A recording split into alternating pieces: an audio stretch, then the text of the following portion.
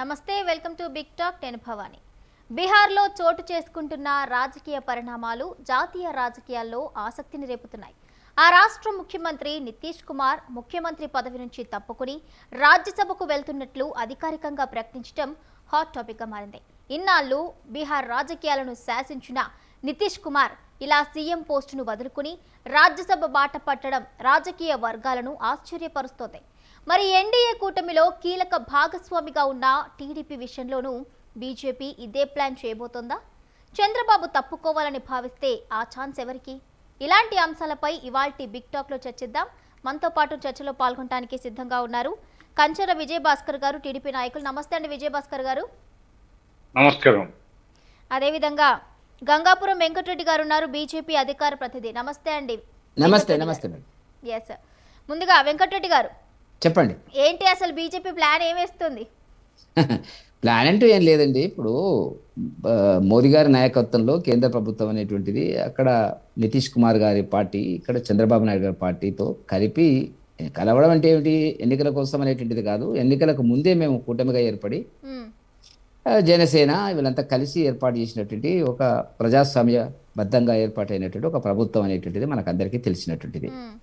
సరే, సాఫీగా జరుగుతున్నటువంటిది. కాంగ్రెస్ వాళ్ళు చాలా సందర్భాల లోపల ఆశపడ్డది, ఇది ఎన్నాళ్ళు ఉంటుంది, ఎన్నాళ్ళు పోతుంది అనేటువంటిది. అట్లా ఏముండదు. ఎందుకంటే ప్రజల తీర్పును ఈ 3 పార్టీలు 4 పార్టీలు కూడా గౌరవిస్తాయి. ఆ సందర్భంలో మోదీ గారి నాయకత్వం పట్ల అన్ని పార్టీలకు, చంద్రబాబు నాయుడు గారు కానీ నితీష్ కుమార్ గారు కానీ సంపూర్ణమైన విశ్వాసం ఉన్నది. అదేవిధంగా పవన్ కళ్యాణ్ గారు కూడా. ఈ కోణంలో ఇవాళ జరుగుతున్నటువంటి మార్పులు, ఎందుకంటే బీహార్లో వాస్తవానికి ఏంటంటే బ్రహ్మాండమైనటువంటి విజయం సాధించడం జరిగినటువంటిది. సాధించిన తర్వాత 10వసారి, ఎందుకంటే సామాజిక రంగాల నుంచి వచ్చినటువంటి సమాజ స్థాపన కోసం తన జీవితాంతం ప్రయత్నం చేసినటువంటి నితీష్ కుమార్ గారు 10వసారి ముఖ్యమంత్రి కావడం అనేటువంటి దేశ చరిత్రలో బహుశా అరుదైన సంఘటన అని చెప్పి నా ఉద్దేశం.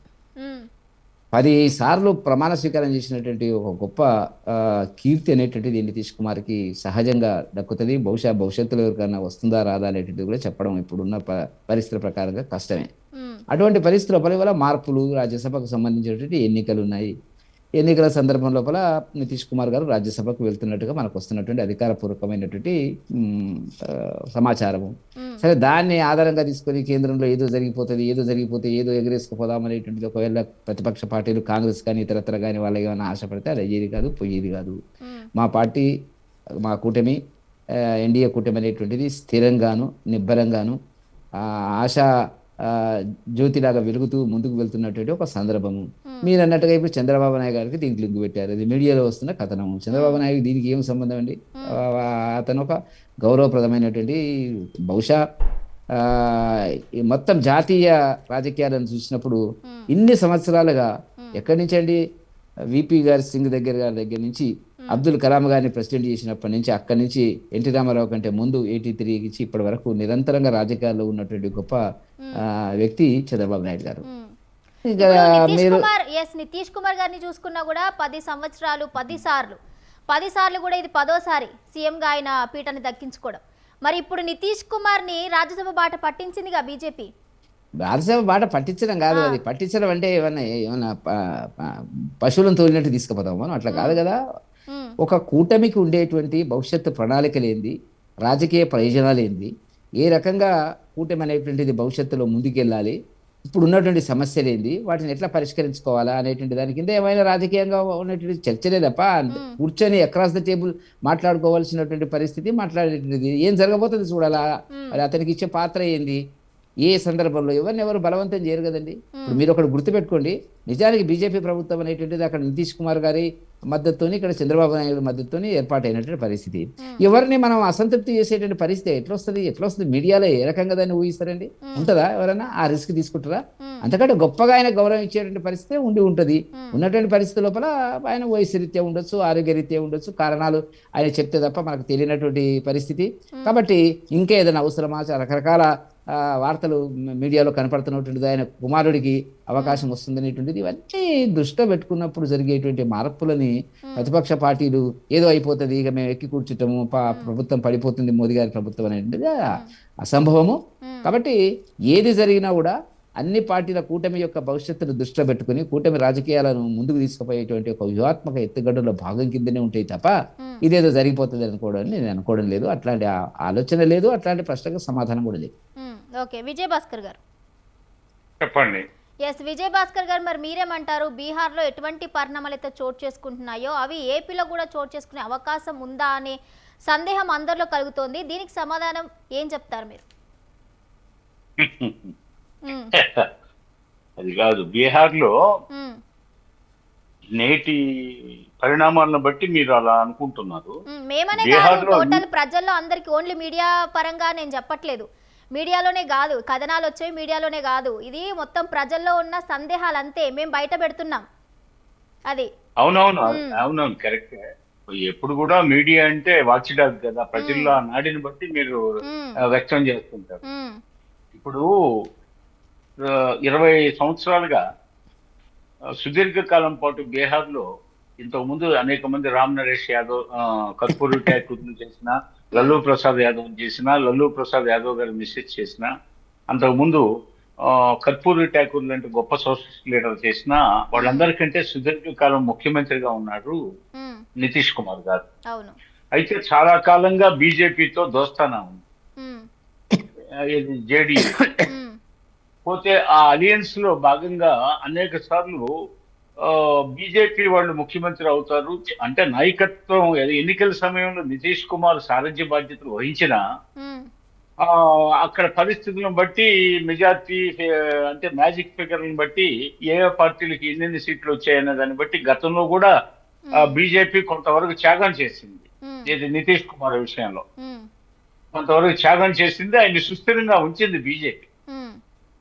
ఏదో కాంగ్రెస్ మాజీ తెలంగాణ ఇన్ఛార్జి, కాంగ్రెస్ సీనియర్ నాయకుడు మాణిక్యం ఠాగూర్ ఈ రోజు ఢిల్లీలో వ్యాఖ్యానించాడులే, స్వామి జాగ్రత్తగా ఉండు, చంద్రబాబు నాయుడు గారు జాగ్రత్తగా ఉండు, ఏకనాథ్ షిండేని ఏం చేశారు, అదే విధంగా ఇప్పుడు నితీష్ కుమార్ ని ఏం చేయబోతున్నారు అని చంద్రబాబు నాయుడు గారికి, పళనిస్వామి గారికి ఆయన హెచ్చరికలు జారీ చేశాడు. నేను మీ శ్రేయోభిలాషిగా చెప్తున్నాను, బీజేపీ మిమ్మల్ని కొండ చిలువలాగా మింగేస్తుంది, ఈ దేశంలో ఎవరిని బతకనివ్వదు, వాళ్ళది అమెరికా సామ్రాజ్యవాదం లాగే ఇప్పుడు బీజేపీ మొత్తం దేశం అంతా అల్లుకుపోవడానికి జరుగుతున్న కుట్రలో భాగంగా అక్కడ తమిళనాడులో అన్నాడీఎంకేని దెబ్బతీసింది, అదే విధంగా మహారాష్ట్రలో శివసేనని చీల్చింది, ఏకనాథ్ షిండేని తాత్కాలికంగా పప్పెట్ లాగా ఉంచుకుంది, మళ్ళా ఆయన్ని దించి వాళ్ళ పట్నవీసం చేశారు. అదే విధంగా ఇప్పుడు నితీష్ కుమార్ అంత బలవంతుడైన నితీష్ కుమార్ ని కూడా అంత సుదీర్ఘ కాలం రాజకీయాల్లో ఉండి సుదీర్ఘకాలం ముఖ్యమంత్రిగా ఉన్న నితీష్ ని ఇప్పుడు దించబోతున్నారయ్యా చంద్రబాబు నాయుడు గారు, మీరు జాగ్రత్తగా ఉండండి అని చెప్పి ఈ రోజు మాణిక్యం ఠాగూర్ గారు కూడా ఆయన స్టేట్మెంట్ ఇవ్వడం జరిగింది. ఇప్పుడు ఎన్డీఏ పార్టీల మధ్య అలయన్స్ సంబంధించిన విషయంలో కాంగ్రెస్ సీనియర్ నాయకుడు మాణిక్యం ఠాగూర్ జోక్యం చేసుకోవడం అనేది అహేతుకమైన విషయం, సహేతుకమైన విషయం కాదు, ఇది అహేతుకమైన విషయం. దీన్ని నేను ఖండిస్తున్నాను. మా ఎన్డీఏ కూటమికి సంబంధించిన అంతర్గత విషయాల్లో కాంగ్రెస్ కు సంబంధించిన ఒక సీనియర్ లీడర్ తో జోక్యం చేసుకోవడాన్ని నేను తీవ్రంగా ఖండిస్తున్నాను. పోతే బీహార్ లో పరిణామాలు ఏంటంటే, మీరు గత 20 సంవత్సరాలుగా మీరు వెనక్కిపోతే, అంతకుముందు వాజ్పేయి గారి టైం దగ్గర నుంచి తీసుకున్నా, మోడీ గారి టైం నుంచి తీసుకున్నా, మోడీ గారి టైంలో ఎక్కువ కాలం సుదీర్ఘంగా నితీష్ కుమార్ గారు అవిచ్ఛిన్నంగా ముఖ్యమంత్రిగా కొనసాగుతున్నారు. గత నవంబరు 6వ తేదీ నుంచి 11వ తేదీ దాకా జరిగిన ఎన్నికలు, గత నవంబర్ 6 నుంచి 11వ తేదీ దాకా ఎన్నికలు జరిగాయి. 14వ తేదీ నవంబర్ 14 2025 కౌంటింగ్ జరిగింది. 2025 కౌంటింగ్ నవంబర్ 14 జరిగిన తర్వాత 20వ తేదీ నవంబర్ ఆయన ప్రమాణ స్వీకారం చేశాడు బీహార్ లో. అంటే 10వసారి ప్రమాణ స్వీకారం. అనేక దఫాలు పూర్తి కాలం పనిచేసిన, 5 సంవత్సరాల టర్మ్ పూర్తి చేసిన, అనేక సార్లు కూడా ఆయన అతి తక్కువ రోజులే ఉన్నాడు. అక్కడ పరిస్థితులను బట్టి, బీహార్ రాజకీయాల్లో ఉన్నటువంటి సమీకరణాలను బట్టి, పోతే అలయన్స్ ను బట్టి, పోతే అక్కడ ప్రభుత్వం మీద అవిశ్వాస తీర్మానాలను బట్టి మళ్ళీ తిరిగి ఎన్నిక కావడం, మళ్ళీ ఎక్కడం, మళ్ళీ దిగడం, మళ్ళీ ఎక్కడం, ఇలా ఆయన 10 సార్లు ప్రమాణ స్వీకారం చేశారంటే 10 ఇంటూ ఇంతకు ముందు 9 సార్లు, మొన్న చేసిన 10వసారి, 9 సార్లు ఇంటూ 5 45 సంవత్సరాలుగా ఆయన ముఖ్యమంత్రిగా ఉన్నాడని కాదు అక్కడ.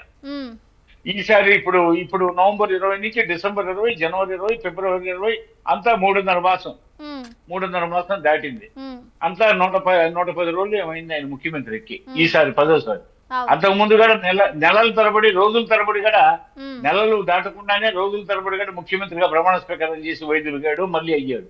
ఉమ్, కాబట్టి అయితే బీజేపీకి గతంలో మంచి సీట్లు వచ్చినా ఉమ్, ఆ కానీ వాళ్ళు చాలా సహనంతో అలియన్స్ ని బ్రేక్ చేయకూడదనే ఉద్దేశంతో ఉమ్, వాళ్ళు Nitish Kumar deputy CM BJP అభ్యర్థికి ఇచ్చేటట్టు సీఎం నితీష్ కుమార్ సీనియారిటీని బట్టి పోతే సారథ్య బాధ్యతలు ఎన్నికల సమయంలో ఆయనకి ఇచ్చాం కాబట్టి ఆయన్నే కొనసాగించాలనుకొని ఈసారి అధికారంలో ఈసారి కూడా ఆయనకి సారథ్య బాధ్యతలు ఇస్తూ ఈసారి మాత్రం వాళ్ళు అంతర్గత ఒప్పందం మాత్రం ఏదో జరిగినట్లుగా గతంలో కూడా ఊహాగానాలు వచ్చాయి.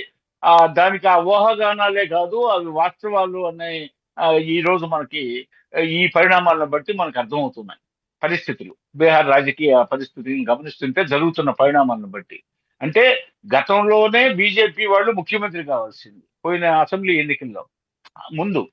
ఈసారి అసెంబ్లీ ఎన్నికల నాటికి గత అసెంబ్లీ ఎన్నికల పరిణామాలు అప్పుడు కావాల్సిన పరిస్థితుల్లో తాము ఎలా సర్దుకుంది, తాము ఎలా త్యాగం చేసింది వీటన్నిటిని గుర్తు చేస్తూ భవిష్యత్తులో బీహార్కి బీజేపీకి కూడా ఛాన్స్ ఇవ్వాలా, ఉమ్, మేము మీకు ఛాన్స్ ఇచ్చాం, మీకు సహకరించాం, మీకు దోహదపడ్డాం, మాకు సీట్లు బాగా వచ్చినా కూడా మేమే వెనక్కి తగ్గామని చెప్పి బీజేపీ అప్పుడు అన్నం జరిగింది. అది నితీష్ కుమార్ అంగీకరించాడేమో కాబోలు. ఉమ్, సరే కొద్ది కాలం అంటే నా సారథ్యంలోనే ఇదైంది కాబట్టి నాకు గౌరవం దక్కించండి, ఈసారి కొంతకాలం నేనే స్వచ్ఛందంగా తప్పుకుంటాను, తప్పుకున్న తర్వాత మీ బీజేపీ నుంచి నా పూర్తి మద్దతు సహకారంతో ఈసారి బీజేపీకి చెందిన అభ్యర్థినే పెట్టుకుందామని ఎలక్షన్ ఎన్నికల ప్రకటనకు ముందు జరిగినటువంటి ఈ సమీకరణాలు, ఈ సహకార ధోరణుల్లో అంతర్గత చర్చల్లో ఈ విషయాలు వెల్లడైనట్లు ఆ రోజు మీడియా కథనాలు మనం ఒకసారి సింహావలోకనం చేసుకుంటే అర్థమవుతుంది. ఉమ్, కాబట్టి ఆ రోజు ఎలక్షన్ నోటిఫికేషన్ జరిగిన పరిణామాల్లో వాళ్ళు అనుకున్నట్లుగా అందుకు తన సమ్మతిని స్వచ్ఛందంగా తెలియజేస్తూ తనే తప్పుకొని ఇప్పుడు రాజ్యసభకి వెళ్తున్నట్టు గతంలో కూడా ఆయన కేంద్ర మంత్రిగా చేసిన అనుభవం ఉంది, కేబినెట్ మినిస్టర్ గా చేసిన అనుభవం ఉంది, మంచి శాఖకి ఆయన పోర్ట్ఫోలియోని నిర్వహించాడు, పోతే సమర్థవంతంగా నిర్వహించాడు, ఆయనకి చాలా సిన్సియర్ అనే ఉంది. బీహార్లో ఆయన వచ్చిన తర్వాత చాలా అభివృద్ధి జరిగిందని, సంక్షేమ కార్యక్రమాలు జరిగాయని, అదేవిధంగా మోడీ గారు బీహార్కి వెళ్ళినప్పుడు చాలా పెద్ద ప్యాకేజీలు అనేక సందర్భాల్లో ప్రకటించారు. బీహార్ శరవేగంగా అభివృద్ధి చేయడంలో ఆయన పాత్ర ఉంది. గతంలో లాగా లేదు బీహారు. అలనాడు క్రీస్తుపూర్వం రిపబ్లిక్స్ బీహార్లో ఉన్నప్పుడు బీహారు ఏ విధంగా క్రీస్తుపూర్వం బుద్ధుడి కాలంలో వర్ధమాన మహావీరుడి కాలంలో విరాజిల్లిందో ఆ విధంగా మళ్ళీ ఆ యొక్క పాటలీపుత్రం, ఆ పాటలీపుత్రానికి, ఆ నలందాకి, పోతే ఇలాంటి బుద్ధగయకి, పోతే వీటన్నిటికీ ఆ కీర్తి ప్రతిష్టలు తేవడానికి, పూర్వ వైభవాన్ని ప్రతిష్ఠించడానికి నితీష్ కుమార్ చేసిన త్యాగాన్ని, కృషిని అందరూ ప్రశంసిస్తున్నారు. ఇంకా బీహార్ని ఇంకా అభివృద్ధి చేయాల్సి ఉంది. ఈసారి బీజేపీ వాళ్ళు స్వయంగా వాళ్ళ చేతికి పగ్గాలు వచ్చినప్పుడు వాళ్ళు ఇంకా మరింతగా వాళ్ళు నితీష్ కుమార్ కు మద్దతు ఇస్తూనే మంచి ప్యాకేజీలు ఇచ్చిన పరిస్థితుల్లో ఈసారి బీజేపీ అభ్యర్థి ముఖ్యమంత్రి అభ్యర్థిగా అయినప్పుడు ఇంకా వాళ్ళు స్వేచ్ఛగా విచ్చలవిడిగా ఇంకా బీహార్ని అభివృద్ధి చేయడానికి వాళ్ళకి స్వాతంత్రం లభిస్తుంది. కాబట్టి ఇందులో రాజకీయ కుటిలత్వం ఏం లేదు, ప్రపంచం అనుకున్నట్టు రాజకీయ కుటిలత్వం ఏం లేదు. సుదీర్ఘకాలంగా నితీష్ కుమార్ స్థానంలో బీజేపీ వాళ్ళు రావడానికి అవకాశాలు వచ్చినా వాళ్లే వెనక్కి తగ్గి ఇతని యొక్క సీనియారిటీని దృష్టిలో ఉంచుకొని నితీష్ కుమార్ గారు పరిపాలనకి ప్రజలు కూడా అచ్చిరువంతున్నారు. కాబట్టి ప్రజల్లో ఆయనకున్న మంచి పేరు దృష్ట్యా ఆయన బీజేపీ వెనక్కి తగ్గింది ఎంతకాలం. కాబట్టి మొన్న జరిగిన ఎన్నికల్లో ఈసారి మెజార్టీ సీట్లు వస్తే మాకు ఇవ్వాలనేది ఒక నిర్ణయం జరిగిందనేది ఆ రోజు మీడియా కథనాలు. దాన్ని ఆచరణబద్ధం చేస్తూ ఈ రోజు మొత్తం 243 సంఖ్యాబలం ఉన్నది శాసనసభ మొత్తం సీట్లు. బీహార్ లో అసెంబ్లీ సీట్లు 243. Out of 243 BJP has got 89 seats. 85 seats JDU, అంటే నితీష్ గారి సారథ్యంలో ఉన్న జేడీయూకి 85 సీట్లు వచ్చాయి, బీజేపీకి 89 సీట్లు వచ్చాయి. 4 సీట్లు పెంచే వచ్చాయి బీజేపీకి. అయినా కానీ బీజేపీ వాంఛించలేదు. బీజేపీ వాంఛించకుండా సరే నీ సారథ్యంలో ఎన్నికలు జరిగాయి కాబట్టి నువ్వే ఉండు, తర్వాత నువ్వు స్వచ్ఛందంగా తప్పుకున్న రోజే మేము తీసుకుంటాం అన్నారు. ఈ రాజ్యసభ ఎన్నికల తరుణంలో తన నిర్ణయాన్ని ఆయన బీజేపీ వాళ్ళు అడక్క ముందే, బీజేపీ వాళ్ళు నువ్వు 3 నెలల 20 రోజులకే దిగిపోవాలని చెప్పకముందే తానే నేను ముఖ్యమంత్రి పదవి నుంచి తప్పుకొని రాజ్యసభకి వెళ్తున్నాను అని చెప్పి ఆయన ప్రకటన చేయడం జరిగింది. కాబట్టి 89 సీట్లున్న బీజేపీ, 85 సీట్లున్న జేడీయూ, అదే విధంగా దాంట్లో మళ్ళా రామ్ విలాస్ పాస్వాన్ గారి పార్టీ ఉందన్నమాట. లోక్ శక్తి పార్టీ రామ్ విలాస్ పాస్వాన్ లోక్ శక్తి ఎల్ఎస్పి ఆర్వి అనే పార్టీ రామ్ విలాస్ పాస్వాన్. ఆ పార్టీ కూడా 19 మంది సభ్యులు ఉన్నారు. కాబట్టి ఆ పార్టీ మనోభావాలను కూడా పరిగణలోకి తీసుకున్నారు. ఆ పార్టీ కూడా ఈసారి బీజేపీ అభ్యర్థి ముఖ్యమంత్రి అయితే బాగుండనే అభిప్రాయాలు గతంలో ఎన్నికలకు ముందే వ్యక్తం చేసినట్లుగా వార్తలు వస్తున్నాయి. కాబట్టి ఈసారి కూడా వాళ్ళు కూడా సరే ఇప్పుడు ఎక్కువ సీట్లు వచ్చింది, మనకేంటి ప్రజాస్వామ్యంలో అంకెల మీదనే కదా ఆధారపడి ఉండేది ప్రజాస్వామ్యం. కాబట్టి ఒక్క సీటు పెంచొచ్చిన వాళ్ళే అలియన్స్ లో ముఖ్యమంత్రి కావాలని కోరుకోవడంలో తప్పు లేదు. బీజేపీకి ఆల్రెడీ 4 సీట్లు పెంచొచ్చి ఉన్నాయి. వాళ్ళకి మద్దతు ఇచ్చే లోక్ జనశక్తి రామ్ విలాస్ పాస్వాన్ పార్టీకి 19 సీట్లు వచ్చినాయి. వాళ్ళు కూడా బీజేపీ నాయకత్వాన్ని అంగీకరిస్తున్నప్పుడు రామ్ విలాస్ పాస్వాన్ కొడుకు ఇప్పుడు సెంట్రల్ కేబినెట్ లో కూడా ఉన్నాడు, చిరాగ్ అలీ పాస్వాన్. కాబట్టి ఆయన పూర్తి మద్దతు, ఆయన శాసనసభ్యుల మద్దతు అంతా సంపూర్ణంగా ఉన్నప్పుడు, అదేవిధంగా ఎన్నికలకు ముందు కుదిరిన అవగాహన ప్రకారం తానే స్వచ్ఛందంగా తప్పుకుంటున్నప్పుడు బీజేపీ అభ్యర్థి ముఖ్యమంత్రి కావడానికి మార్గం సుగమం అయింది. కాబట్టి ఇందులో మనం మీనమేషాలు పోతే ఇందులో రంధ్రాన్వేషణ చేయాల్సిన అవసరం ఉంటుందని నేను అనుకోవట్లేదు. Okay, yes. అదేవిధంగా పల్లె రామచంద్ర గౌడ్ గారు వచ్చారు, టీపీసీసీ అధికార ప్రతినిధి. నమస్తే అండి రామచంద్ర గౌడ్ గారు. నమస్కారం అండి. నమస్కారం. ఎస్ రామచంద్ర గౌడ్ గారు, ఇప్పుడు బీహార్లో జరిగే పరిణామాలను ఏ విధంగా చూడాలంటారు? ఇప్పుడు నితీష్ కుమార్ని రాజ్యసభ సభ్యునిగా పంపిస్తున్నారు. మొత్తంగా మరి సీఎం పీఠం బీజేపీకే అన్న ఆరోపణలు అనుకోవచ్చు, లేదంటే వాక్యాలు అనుకోవచ్చు, ఏ ఒకటి మనకైతే అవి స్పష్టంగా అయితే తెలుస్తున్నాయి. సో మరి దీని గురించి మీరేమంటారు?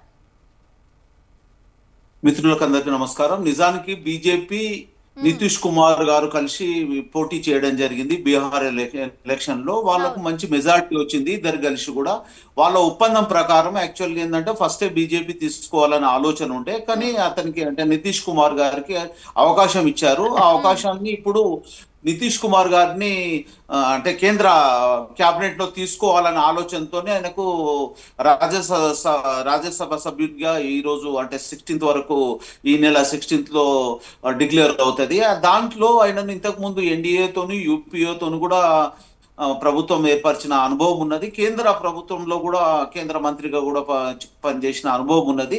దీంట్లో బీజేపీ వాళ్ళ వ్యూహం ఉంది, అంటే వాళ్ళ ఆలోచన ప్రకారమే ఇది జరుగుతుంది. బీజేపీ వాళ్ళ ఆలోచన ప్రకారమే జరుగుతుంది. ఎందుకంటే వాళ్ళు ఇక్కడ వాళ్ళ ఆలోచన ఏంటంటే బీహార్ లో బీజేపీ ప్రభుత్వం ఉండాలనే ఆలోచనతో చేస్తున్నారు. అదే రకంగా ఇక్కడ కూడా తెలంగాణ అంటే ఆంధ్రప్రదేశ్ లో కూడా అదే రకంగా ఆలోచన చేస్తున్నారు. అంటే కేంద్ర ప్రభుత్వంలో తీసుకొని రాష్ట్ర ప్రభుత్వంలో వాళ్ళ భాగస్వామ్యం చేసుకోవాలని ఉన్నది. బీజేపీ వ్యూహం ఏంటంటే ప్రాంతీయంగా ప్రతి రాష్ట్రంలో కూడా పాగా వేయాలనే ఆలోచనతో ముందుకు వెళ్తున్నది. ఆ ఆలోచనల భాగంలో బీహార్ దాంట్లో అంటే ముఖ్యమంత్రిని చేంజ్ చేయాలనే ఆలోచనతో ఉన్నది. వాళ్ళ పార్టీకి సంబంధించిన అంతర్గత వ్యవహారం, అది మంచి ఉద్దేశమే. వాళ్లకు అంటే ఎక్కడైనా కానీ ప్రతి ఒక్క పార్టీ కూడా ఆలోచించేది ఏంటంటే మనము గ్రామీణ స్థాయిలో అంటే గ్రౌండ్ లెవెల్లో ఉండాలి, స్థానికంగా ఉండాలనే ఆలోచనతో వాళ్ళు చేసే ప్లాన్ వాళ్ళ పార్టీకి సంబంధించింది కూడా అంటే వాళ్ళకు మంచి ఉద్దేశమే. కేంద్రంలో కూడా నితీష్ కుమార్ గారు ఇంతకు ముందు కేంద్ర మంత్రివర్గంలో పనిచేసిన అనుభవం ఉన్నది. ఆయన కేంద్ర మంత్రివర్గంలో ఏదో ఒకటి ఇచ్చి ఆయనను సరిచేసే ఆలోచన ఉంది. ఏదేమైనా కానీ ప్రశాంతంగా ప్రాంతీయంగా రాష్ట్రాలు అభివృద్ధి చెందాలి, అదే రకంగా దేశం కూడా అభివృద్ధి చెందాలి. నా కోరిక ఏంటంటే ఈ దేశ అభివృద్ధితో పాటు అంతర్జాతీయాల్లో కూడా జరుగుతున్న కొన్ని సమస్యలకు కూడా కేంద్ర ప్రభుత్వం ముందుకుండి, ఇప్పుడు ఇరాన్ యుద్ధం అనుకోండి, దాంట్లో మధ్యవర్తిత్వం చేసి దాంట్లో కూడా సహకరించేసి, ఎందుకంటే ఓన్లీ ఒక దేశాల మధ్యలో యుద్ధం కాదు, అది మన ఆంధ్రప్రదేశ్ అంటే తెలంగాణతో కాదు భారతదేశానికి కూడా ముప్పుగా పరిగణించే పరిస్థితి ఏర్పడుతుంది. ఆర్థిక ఆర్థికంగా ఇబ్బంది పరిస్థితి, ఫ్యూచర్ లో గ్యాస్ అనుకోండి, పెట్రోల్ అనుకోండి, ఇంకా వాతావరణ కాలుష్యంలో కూడా ఇంకేదో ఇబ్బందిగా ఉంటుంది. దీన్ని దృష్టిలో ఉంచుకొని అంటే ప్రతి ఒక్కరు కూడా ఆలోచించేది అంటే ప్రపంచంలో అంతా ప్రశాంతంగా ఉండి శాంతియుతంగా ఉండాలని కోరుకుంటూ మన దేశ భాగస్వామ్యంలో ఉండి వాళ్ళకు కూడా మధ్యవర్తిత్వం వహించి దాన్ని కూడా యుద్ధాన్ని ప్రభావాన్ని తగ్గించి యుద్ధాన్ని రూపుమాపే ప్రయత్నంలో ముందుండాలని కోరుకుంటున్నానండి. ఇది పార్టీలకంగా బీజేపీకి, ఎందుకంటే అక్కడ వచ్చిన సీట్లను బట్టి వాళ్ళకు వచ్చే ఆస్కారం ఉంది. ప్రతి రాష్ట్రంలో కూడా వాళ్ళు బాగా వేయాలనే ఆలోచనతో వాళ్ళ సదుద్దేశంతో చేస్తున్నారు. ఏది చేసినా కానీ దేశము అభివృద్ధి చెందాలి, రాష్ట్రాలు అభివృద్ధి చెందాలి, అన్ని రకాలుగా భారతదేశం అనేది ప్రపంచంలో ముందు ఉండాలని కోరుకుంటున్నానండి. దానికి ఇంకా ఏది చేసినా కానీ అంటే నేను కోరుకునేది ఏంటంటే ఓన్లీ ఎలక్షన్ల మట్టుకే పార్టీలను చూడాలి. ఇప్పుడు కూడా ఈ 16th వరకు అయ్యే రాజ్యసభ సభ్యునికి సంబంధించిన 16th వరకు పార్టీల పరంగా ఎన్ని యుద్ధాలు చేసినా, ఎన్ని కొట్లాటలు చేసినా, వాళ్ళు ఏ రకంగా చేసినా 16th తర్వాత అందరూ కూడా దేశాభివృద్ధి కోసానికి తోడ్పడాలని కోరుకుంటున్నానండి. నా ఉద్దేశం అది. అయితే పార్టీ పరంగా కూడా కోరుకుంటున్నాను. పార్టీ పరంగా కూడా కాంగ్రెస్ పార్టీ కూడా దీనికి ఈ ఎలక్షన్ల వరకే పార్టీగా ఉండి తర్వాత కూడా కలిసి అభివృద్ధిలో మేము తోడ్పడే రకంగా ఉంటాము. ఇప్పుడు మనం మాట్లాడేది ఏంటంటే పార్టీల పరంగా మాట్లాడాల్సిన అవసరం ఉన్నప్పుడు పార్టీల పరంగా మాట్లాడి పార్టీల అభివృద్ధి కోసానికి పార్టీ ఎవరి సిద్ధాంతాలు వాళ్ళకే ఉంటది. మాది లౌకిక పార్టీ. లౌకికంగా అన్ని కుల మత ప్రాంతీయ బాధలు లేకుండా మేము ఆలోచించే రకంగా ముందుకెళ్తామండి. శాంతియుతంగా ఉండాలని కోరుకుంటాము. ఆ శాంతిని కూడా మేము ఆకాంక్షిస్తామండి. ఓకే అండి రామచంద్ర గారు. వెంకటరెడ్డి గారు చెప్పండి. అయితే ఇన్ని సంవత్సరాలుగా కూడా ఇప్పుడు బీజేపీ జేడీయూ అనేది ఒక అన్నదమ్ములాగా ముందుకెళ్లారు. ఒక బాండ్ అనేది ఉంది మంచిగా. అయితే మరి ఇప్పుడు ఏదైతే నిర్ణయం తీసుకుందో దీనివల్ల ఏమైనా బ్రేక్ పడే ఛాన్స్ ఉందంటారా? ఇప్పుడు భవానీ గారు దీంట్లో బ్రేకే ఉంది. ఇప్పుడు ఇద్దరు అంగీకారంతో జరిగేటువంటి కార్యక్రమం ఇది. ఇప్పుడు ఒకరు ముఖ్యమంత్రిగా ఉన్నారు, ఒక పార్టీ నితీష్ కుమార్ గారు. ఇప్పుడు ఇంకొకరికి అవకాశం వస్తుంది. ఇది కూటమిలో ఒక సిద్ధాంతము, కూటమిలో విధి విధానాల మీద ఏర్పాటైనటువంటి ప్రభుత్వం కాబట్టి ఆ కోణంలోనే మనం ఆలోచించవలసి ఉంటుంది తప్ప దీంట్లో ఏదో మనం ఎక్కువగా ఊహించుకొని ఏదో జరిగిపోతే బాగుండు అని ఒకవేళ అనుకుంటే, ఈవెన్ కాంగ్రెస్ మిత్రులు మాట్లాడిన దాంట్లో కూడా ఎక్కడ కూడా మరి వాళ్ళ తమిళనాడు ఎంపీ మాట్లాడినాడు, ఇక చంద్రబాబు నాయుడు గారు జాగ్రత్తగా ఉండండి అని అర్థం లేకుండా మరి ఆ కోణంలో ఇక్కడ కాంగ్రెస్ మిత్రులు మాట్లాడితే దానికి సమాధానం చెప్పేటువంటి అట్లా ఏం ఉండదు. ఇప్పుడు వాళ్ళు ఎంతసేపు ఏంటంటే ఈ ప్రభుత్వం నితీష్ కుమార్ గారి మద్దతుని, చంద్రబాబు నాయుడు గారి మద్దతు ఏర్పడ్డది అనేది మద్దతు ఎన్నికల తర్వాత కాదండి. ఎన్నికలకు ముందు ఒక కూటమి ఒక విధానాల మీద, ఒక ప్రాతిపదికన, సిద్ధాంతాల మీద మేనిఫెస్టో సుమారుగా అంగీకరించినటువంటి పద్ధతుల మేము పోటీ చేసినాం. మాకు ప్రజలు మెజారిటీ ఇచ్చినారు.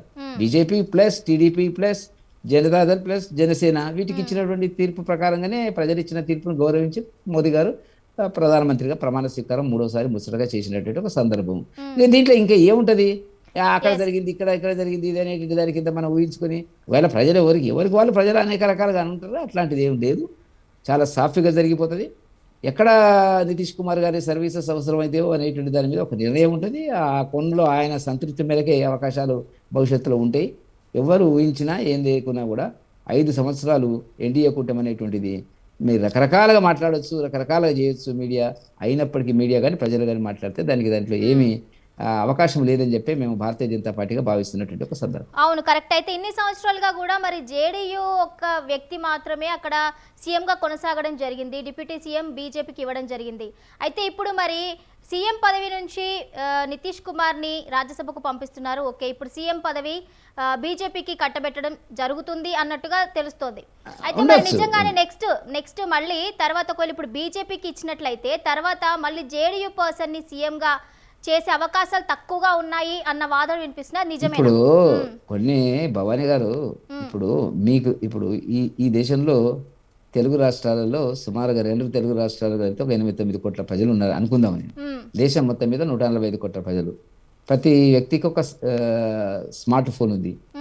స్మార్ట్ ఫోన్ అంటే అన్ని రకాలుగా ఏదైనా చెప్పొచ్చు, ఏదైనా మాట్లాడవచ్చు, ఏదైనా అప్లోడ్ చేసి డౌన్లోడ్ చేసి ఇది ప్రతి వ్యక్తికి. ఇప్పుడు మీరు అడిగిన ప్రశ్న తర్వాత వాళ్ళకి వస్తుందా లేదా, రాకపోతే ఏమవుతుంది, మీ గవర్నమెంట్ ఉంటుందా పోతుందా, ఈ ప్రశ్నలకు గవర్నమెంట్ ఉంటుందా పోతుందా అని చెప్పి మిమ్మల్ని ఇప్పుడు మీరు అభిప్రాయ భేదాలు ఆ కోణంలో మీరు కొంత జోక్యం చేసుకుంటూ మాట్లాడుతున్నటువంటిది. ఆ తర్వాత వాళ్ళకి అవకాశం వస్తుందా రాదంటే Yes, మేము భారతీయ జనతా పార్టీగా రాదని అవునని మేము చెప్పేంత బలహీనమైనటువంటి మానసిక పరిస్థితులు మేము లేం కదా. భవిష్యత్తు ఏం నిర్ణయించబడుతుంది ఏందనేటువంటిది ఒకటి మాత్రం చెప్పగలుగుతాం ఏంటంటే జనతాదళ్ భారతీయ జనతా పార్టీ కూటమి అనేటువంటిది చిరకాలంగా కొనసాగుతుంది.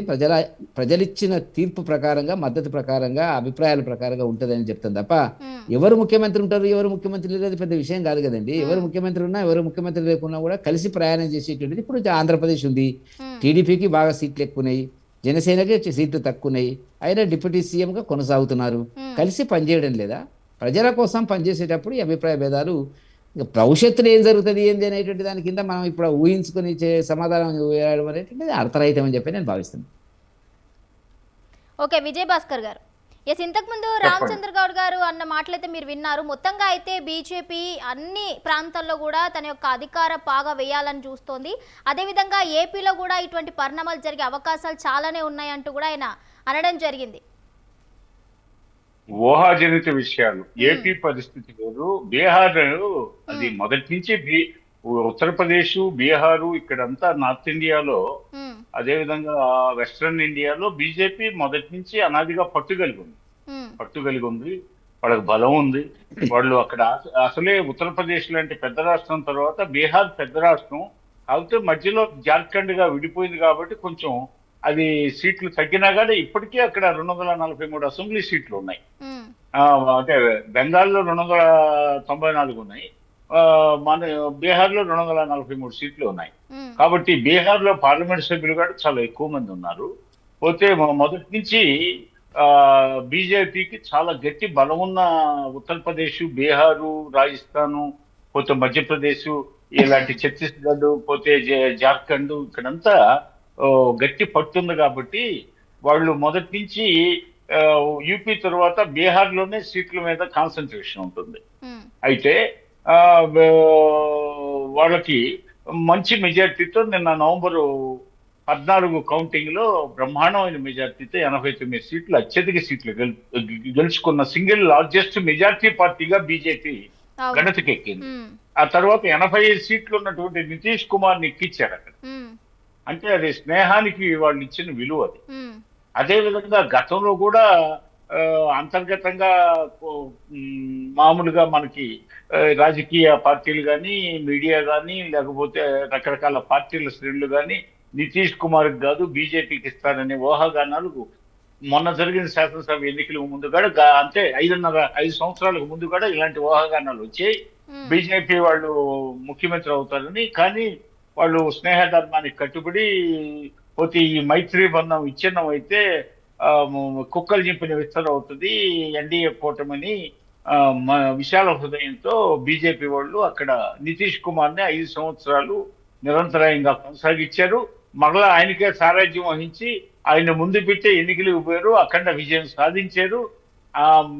నితీష్ కుమార్ ని ముందు పెట్టినా ఆయన ఆధ్వర్యంలో అఖండ విజయం సాధించిన బీజేపీకే సీట్ల పంపకాల్లో సీట్లు కానీ, పోతే అదే విధంగా గెలుపు విషయంలో మెజార్టీ సీట్లు కానీ రావడం జరిగింది. అదే విధంగా రామ్విలాస్ పాస్వాన్ కుమారుడు చిరాగ్ అలీ పాస్వాన్ వాళ్ళు నాన్న పేరుతో పెట్టిన పార్టీకి గారు 19 సీట్లు రావడం జరిగింది. ఈ నేపథ్యంలో బీజేపీ వాళ్ళని ఉండమని చెప్పి చాలా మంది కోరినా కూడా లేదు, పెద్ద ఆయన ఆధ్వర్యంలోనే సీనియర్ లీడరు, సిన్సియర్, ఆయన ఆధ్వర్యంలోనే ఎన్నికలకు పోయాం కాబట్టి ఆయనకు మనం గౌరవ మర్యాదలు కల్పించాలని కల్పించారు.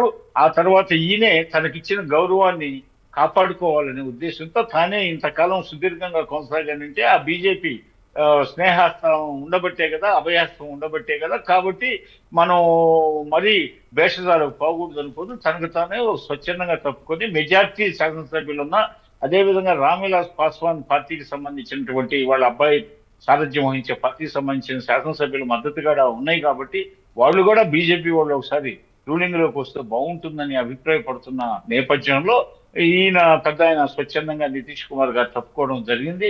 రాజ్యసభకు వెళ్తానని ప్రకటించారు. అదేవిధంగా ఆంధ్రప్రదేశ్, బీహార్ పరిస్థితులు ఆ విధంగా ఉన్నాయి. అంటే బీజేపీ చాలా రూట్ బాగా వెళ్ళునుకుని ఉంది బీహార్లో, నార్త్ ఇండియాలో. పోతే అదేవిధంగా మధ్య భారతంలో కానీ పశ్చిమ భారతంలో కానీ బాగా వేళ్ళునుకుని ఉంది.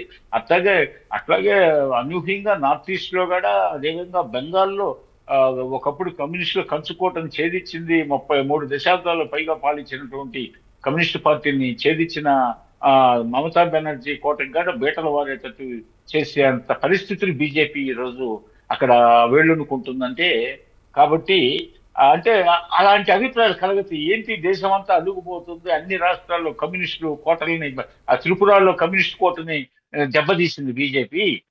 వాళ్ళు రూలింగ్ కి వచ్చారు. అదే విధంగా నార్త్ ఈస్ట్ లో మణిపూర్, మిజోరాం ఇక్కడంతా వేళ్ళునుకుంటుంది.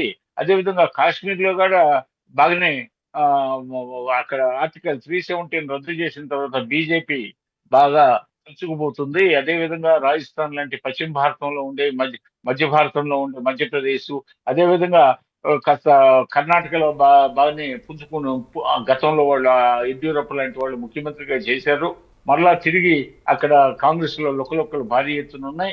ఏ క్షణంలో ఏం జరుగుతుందో అక్కడ రూలింగ్ గవర్నమెంట్ లో తెలియని అనిశ్చిత పరిస్థితులు ఉన్న నేపథ్యంలో కర్ణాటకలో కూడా బీజేపీ పగాయేస్తుంది. అన్నాడీఎంకేలో కొన్ని వర్గాలు బీజేపీని సపోర్ట్ చేస్తున్నాయి కాబట్టి బీజేపీ అక్కడ కూడా వేళ్ళునుకునే పరిస్థితి ఉంది. ఈ పరిస్థితిలో కేరళలో కూడా మొన్న కార్పొరేషన్ లో వాళ్ళు మేయర్ పీఠాన్ని దక్కించుకున్నారు. అక్కడ కూడా వేళ్ళునుకుంటుంది. కాబట్టి సహజసిద్ధంగా యావత్ భారతదేశంలో వాళ్ళు అన్ని రాష్ట్రాల్లో, అన్ని కేంద్రపాలిత ప్రాంతాల్లో వాళ్ళు వాళ్ళ పార్టీ బలాన్ని విస్తరించుకుంటున్న పరిస్థితుల్లో అనుమానాలు వస్తాయి, సందేహాలు వస్తాయి, ఎస్. సహజమే.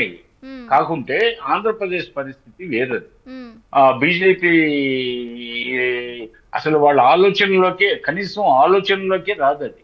ఎందుకంటే అక్కడ వాళ్ళు ఎక్కడ తగ్గాలా, ఎక్కడ నెగ్గాలా, ఎక్కడ దూసుకుపోవాలనేది వాళ్ళకి తెలుసు. వాళ్ళ లిమిట్స్ ఏందో వాళ్ళకి తెలుసు.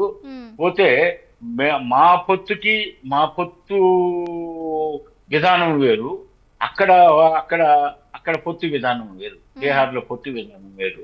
అదే విధంగా వాళ్ళకి ఎక్కడ నెగ్గాలా, ఎక్కడ తగ్గాలా, ఎక్కడ తీసుకుపోవాలనేది తెలుసు అని చెప్తున్నాను కదా.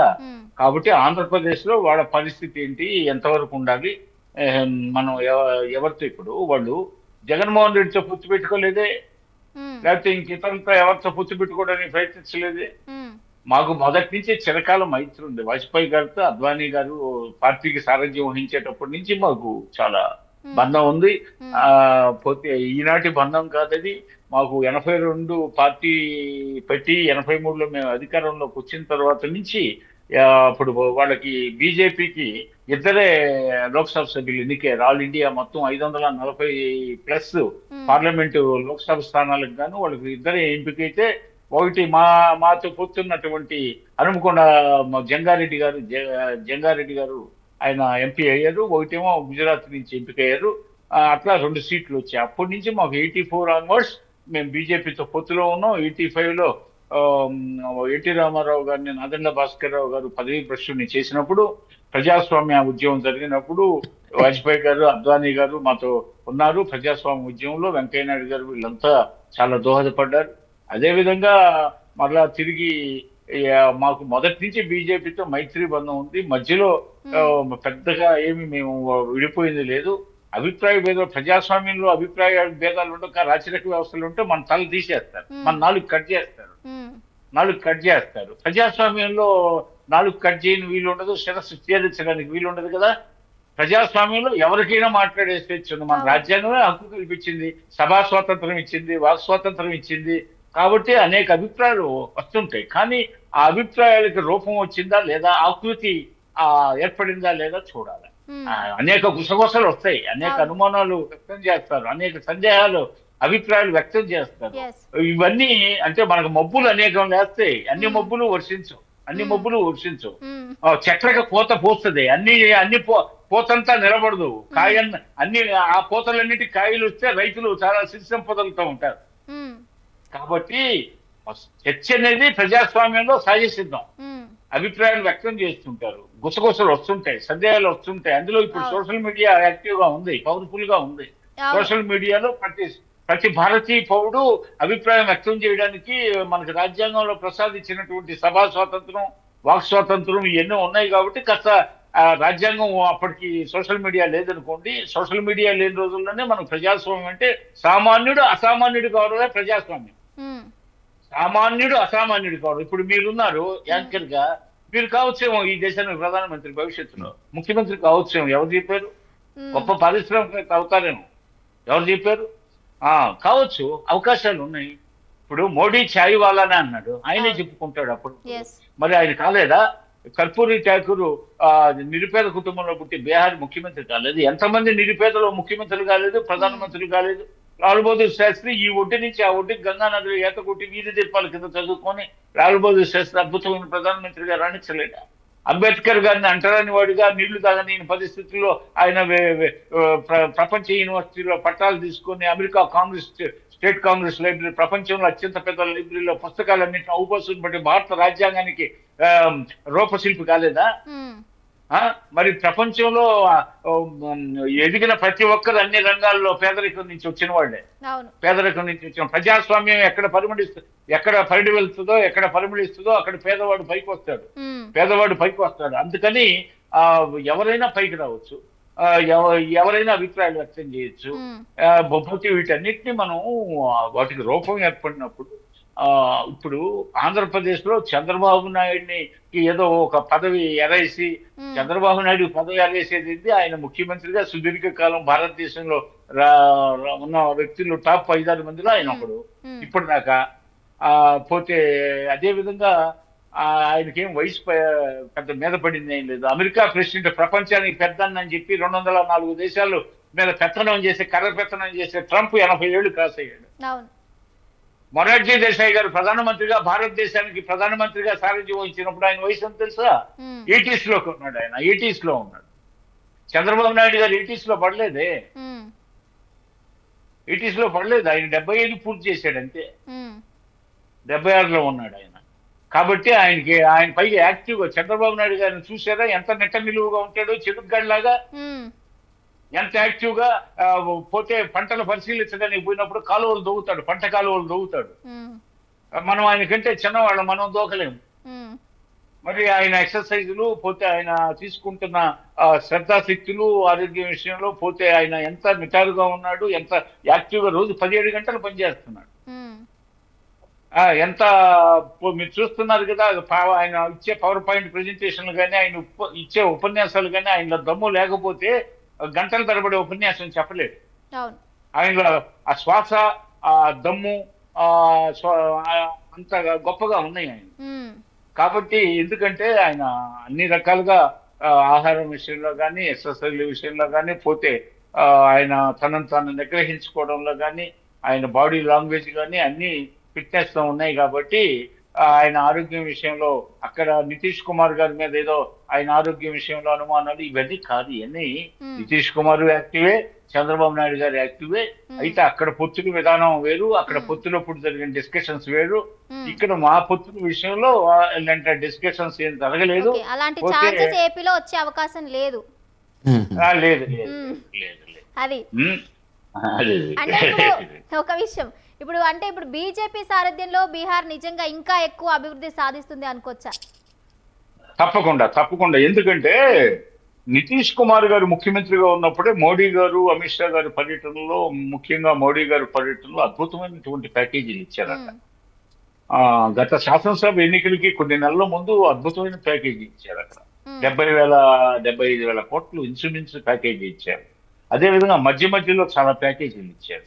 అదేవిధంగా అంతకు ముందు కూడా చాలా ప్యాకేజీలు ఇచ్చారు, 1000 కోట్ల ప్యాకేజీలు.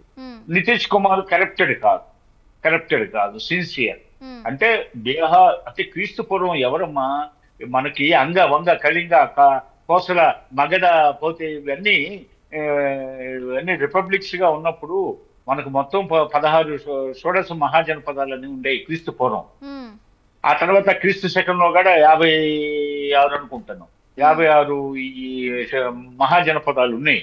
అందులో మగధ అంటే ఎక్కడ? మగధ బీహార్లోదే. పోతే ఇది పాట్నా ఎక్కడ? పాటలీపుత్రం ఎక్కడ? అశోకుడు, మనం చిన్నప్పుడు చదువుకున్న అశోకుడు పాఠాలు, మౌర్య చంద్రగుప్తుడు భారతదేశంలో సుస్థిర స్టాండింగ్ ఆర్మీని 4 లక్షల స్టాండింగ్ ఆర్మీతో ప్రపంచ రాజనీతివేత్త, ప్రపంచానికి ఆర్థిక శాస్త్రాన్ని అందించినటువంటి చాణక్యుడు, ఆయన్నే విశ్వశర్మని పిలుస్తాడు, ఆయన్నే కౌటిల్యుడు అని పిలుస్తాడు. ప్రపంచంలో చాణక్యుడిని మించిన రాజనీతివేత్త లేడు. ఆయనకి జన్మనిచ్చిన నేల అది. ఏది బీహారు, ఉమ్, అది అది బీహార్ అనేది ఒక విహారమ్మా. అది చాలా జ్ఞానానికి అక్కడ జ్ఞానం అన్ని చోట్ల పంటలు పూడు పోసుకుంటే అక్కడ జ్ఞానం పూడు పోసుకున్న నేల అది. ఉమ్, విజ్ఞాన జ్యోతులు వెల్లివిరిసిన నేల, నలంద విశ్వవిద్యాలయానికి జన్మనిచ్చిన నేల ఉమ్, పాటలీపుత్రం, పోతే నలంద, పోతే బుద్ధగయ, ఉమ్, అదే విధంగా ఆడ పోతే అక్కడ ఉన్నటువంటి బీహారు ఉత్తరప్రదేశ్ బార్డర్లో సారనాథ్, ఉమ్, అదే విధంగా రాజగిరి ఇలా ఎన్నో పోతే పవిత్రమైనటువంటి బౌద్ధ క్షేత్రాలు విరాజిల్లిన నేల. పోతే బుద్ధుడు పాదధూళితో పునీతమైనటువంటి వర్ధమాన మహావీరుడు పాదధూళితో పునీతమైన ఆ నేల వైభవాన్ని పునఃప్రతిష్ఠించాలని చెప్పేసి మా పోతే ఈయన నితీష్ కుమార్ గారి పాపం ఆయన ఒక సోషలిస్ట్ గా రాజకీయాల్లోకి వచ్చి ఆయన శ్రద్ధాశక్తులతో అవినీతి తావులేని సమాజాన్ని బీహార్లో ఆయన మద్యపాన నిషేధం కూడా చేశాడు. ఉమ్, ఎంత ఎథిక్స్ ఉన్న మనిషి. అందుకే సుదీర్ఘకాలం పాటు కర్పూరి ఠాకూర్ గొప్ప ముఖ్యమంత్రి అనుకున్నాం. ఆయన నాయి బ్రాహ్మణ కులస్తుడు. ఉమ్, అత్యంత స్వల్ప జనాభా ఉన్నటువంటి బీహార్ లో నాయి బ్రాహ్మణులు మిగతా జనాభాతో పోలిస్తే అక్కడ కూర్మీలు, భూమిపుత్రులు అనేక మంది చాలా మేజర్ క్యాస్ట్ ఉన్నాయి. ఉమ్, కానీ అత్యంత స్వల్ప సంఖ్యాకులైనటువంటి ఆ నాయి బ్రాహ్మణ కులం నుంచి ఆయన ఆ రోజుల్లో సోషలిస్ట్ పార్టీలో పనిచేసి ఆయన స్టూడెంట్ రాజకీయాల నుంచి బీహార్ లో అద్భుతమైన పరిపాలన అందించాడు కర్పూరి ఠాకూర్. మరి ఆయన పరిపాలన ఇప్పటికీ గుర్తు చేసుకుంటారు. ఉమ్, తర్వాత మధ్యలో ఎవరెవరో వచ్చారు, చాలా మంది వచ్చారు. సరే వాళ్ళ పరిపాలన పక్కన పెట్టండి, సమయం వృధా అవుతుంది. ఇప్పుడు నితీష్ కుమార్ గారు అందరినీ తలదన్నే విధంగా సుదీర్ఘకాలం పరిపాలించారంటే బీహార్ ప్రజలు అంత తెలివి తక్కువ ఏం కాదు. మధ్యలో అక్కడ గ్రహణం పట్టింది. కొంతమంది స్వాతంత్రం వచ్చిన తర్వాత అక్కడ పరిస్థితుల్లో కొంతమంది ముఖ్యమంత్రుల హయాంలో జరిగిన అవినీతి ఆరోపణలు కానీ ఇతరత్ర కారణాల దృష్ట్యా మాట్లాడితే ఇది బీహార్ కాదు, ఈ రౌడిజం చెల్లదు, మీ ఆటలు సాగమంటాడు. కానీ బీహార్ పరిస్థితి చాలా మారింది నితీష్ కుమార్ గారి ఆధ్వర్యంలో. పోతే బీజేపీ వారు ఇప్పుడు ఇంకా వాళ్ళ చేతికి పగ్గాలు వచ్చినప్పుడు స్వేచ్ఛగా వాళ్ళు ఇంకా ఎక్కువ నిధులతో బీహార్ లో nook and corners of Bihar అంటే మారుమూలలు అంటే బీహార్ అష్టదిక్కుల్లో ఉండేటటువంటి ఇన్ఫ్రాస్ట్రక్చర్ ను బాగా డెవలప్ చేస్తారు, త్రాగునీటి వ్యవస్థ కల్పిస్తారు, నీటిపారుదల సౌకర్యాలు కల్పించి బీహార్ లో ఉన్న సారవంతమైన నేళ్లకు నీటి సౌకర్యం కల్పించి పాడి పంటలతో పసిడి రాసులతో బీహార్ వదిలేటట్టు చేస్తారు వాళ్ళు. అదేవిధంగా బీహార్ లో ఇంకా విద్యా సంస్థల్ని, వైద్యశాలని బాగా ఇంకా డెవలప్ చేస్తారు, అందులో సందేహం లేదు. పోతే అందుకని బీజేపీ వాళ్ళ పార్టీకి సంబంధించిన కార్యకర్తే బీహార్ ముఖ్యమంత్రి అయితే ఇంకా బీహారు గత ప్రాభవ వైభవాన్ని నితీష్ కుమార్ గారు పునరుద్ధరిస్తూ వచ్చారు. ఆ పునరుద్ధరించే కార్యక్రమాన్ని శరవేగంగా ఇంకా ముందుకు తీసుకెళ్తారనడంలో నాకేమాత్రం సందేహం లేదు. అందుకని ఇదేదో ఈయన అమిత్ షా మోడీ గారు పడిన పన్నాగంలో నితీష్ ట్రాప్ లో పడ్డాడని చెప్పేసి లోకం ఒక విష ప్రచారం మొదలు పెట్టింది. ఇదేమో ట్రాపింగ్ కాదు, నితీష్ కుమార్ అంత అమాయకుడు కాదు. పోతే విశాలమైనటువంటి ఆ కూటమికి గౌరవాన్ని కల్పించడానికి ఎన్నికలకు ముందు జరిగిన చర్చల్లో అంతకుముందు ఎన్నికల్లో కొన్ని చర్చలు జరిగిన నితీష్ కుమార్ ని వాళ్ళు వెనక్కి తగ్గి 5 ఏళ్లు సుస్థిరంగా పాలించే అవకాశం ఇచ్చారు. కాబట్టి ఈసారి చర్చల్లో వెల్లడైన అంశాలు వేరు. అదే విధంగా వాళ్ళకి మెజార్టీ కూడా వచ్చింది. అయినా వాళ్ళు వెనక్కి తగ్గారు, మళ్ళీ తన్నే బేషరతుగా ముందు పెట్టారు. ఆ గౌరవం ఇచ్చినటువంటి బీజేపీ ముందు తన గౌరవాన్ని కూడా నిలుపుకోవాలని ఆయనే స్వచ్ఛందంగా తప్పుకున్న నేపథ్యాన్ని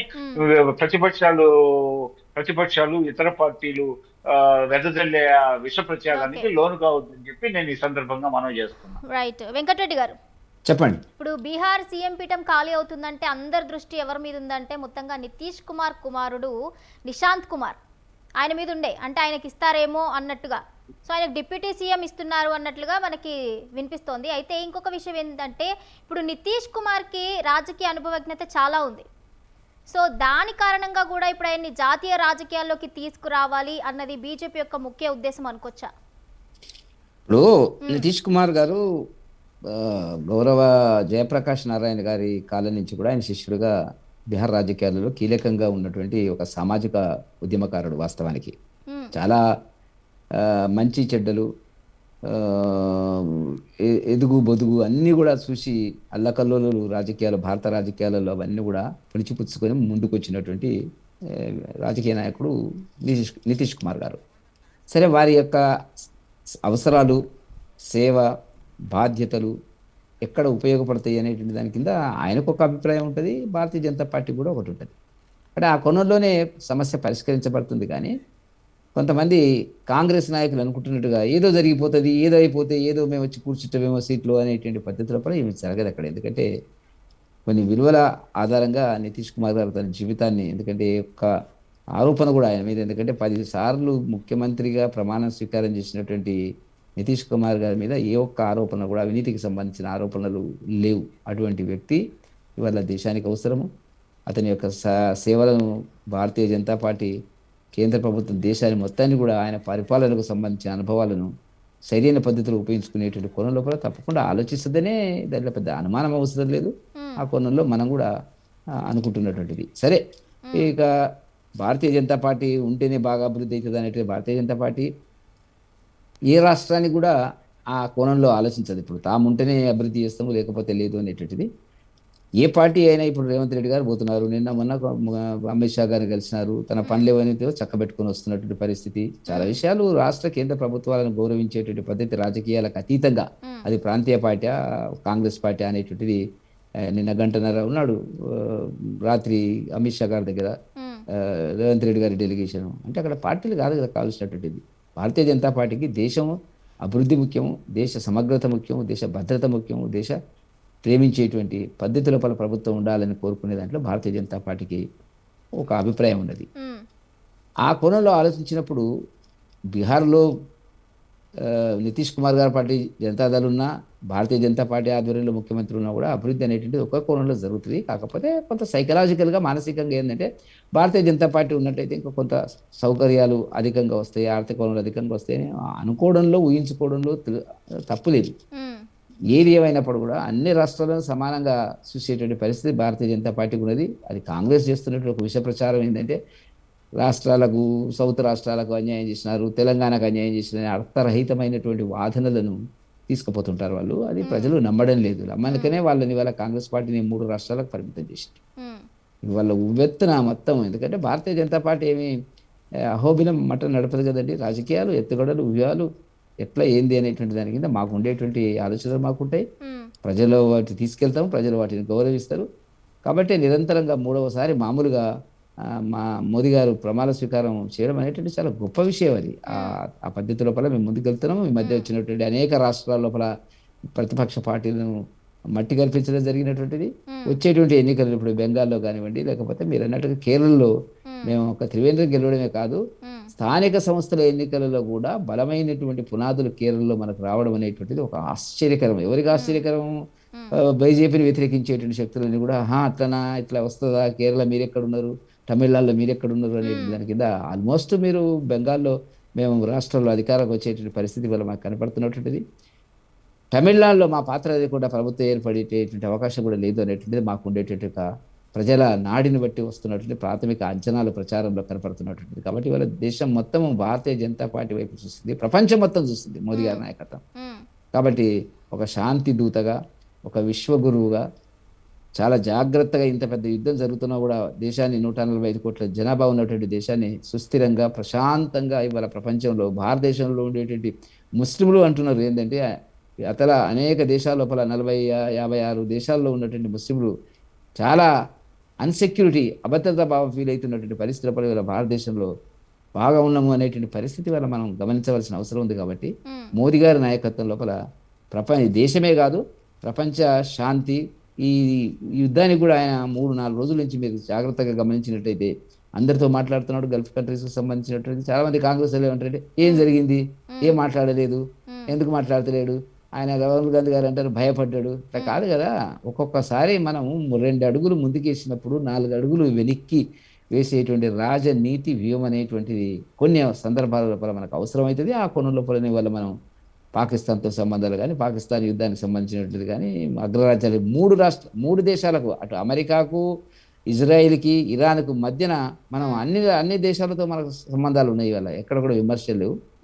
కాబట్టి దానికి కూడా ఒక పరిష్కార మార్గాన్ని మోదీ గారు వెతుకుతున్నారు అనేటువంటిది మనకు గత 2-3 రోజులుగా కనపడుతున్నటువంటి అంశాలు ఇవాళ రకరకాలుగా మనకు వార్తలు వస్తున్నటువంటిది. కాబట్టి ఒక వారం రోజుల ప్రపంచంలో ఈ యుద్ధానికి ఒక ముగింపు రావాలని, ప్రపంచ శాంతి ఉండాలని, ప్రపంచ ఆర్థిక అభివృద్ధి జరగాలని, దాంట్లో భాగస్వామ్యం భారతదేశానికి ఉండాలని, భారతదేశానికి దేశము ముఖ్యము, ప్రజలు ముఖ్యము. అంతేగాని బంగ్లాదేశ్లో హిందువులను ఊచకోత కోసినప్పుడు మాట్లాడినటువంటి కాంగ్రెస్ నాయకులు ఇప్పుడు ఇరాన్లో ఏం జరిగిందని మాట్లాడుతున్నారు. విచిత్రంగా ఎంత ఎంత తప్పండి అది.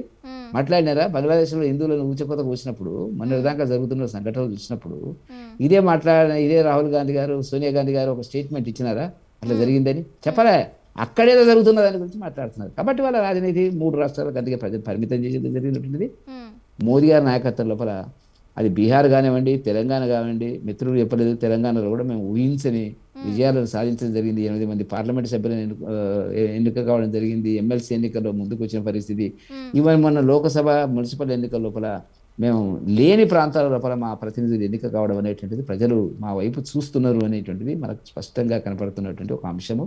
ఈ కొనం లోపల నేను బీహార్ కానివ్వండి, ఆంధ్రప్రదేశ్ కానివ్వండి, అన్ని ఇప్పుడు చంద్రబాబు నాయుడు వెళ్తున్నారు, ఎన్ని పనులు చేసుకొని వస్తున్నారు. ఆ కూటమిలో ఉండడం వల్ల చాలా పనులు తెలంగాణ, వాస్తవానికి ఆంధ్రప్రదేశ్ విభజన తర్వాత ఇబ్బందులు ఎదుర్కొన్నది, అవన్నిటి కూడా ఒక పరిష్కార మార్గం దొరుకుతున్నటువంటి పరిస్థితి. కాబట్టి ఇక్కడ కాంగ్రెస్ మాట్లాడతారు, చంద్రబాబు నాయుడికి డబ్బు ఇచ్చినారు, నితీష్ కుమార్కి డబ్బు ఇచ్చినారు అనేటువంటిది అంతరైతే అనేటువంటిది.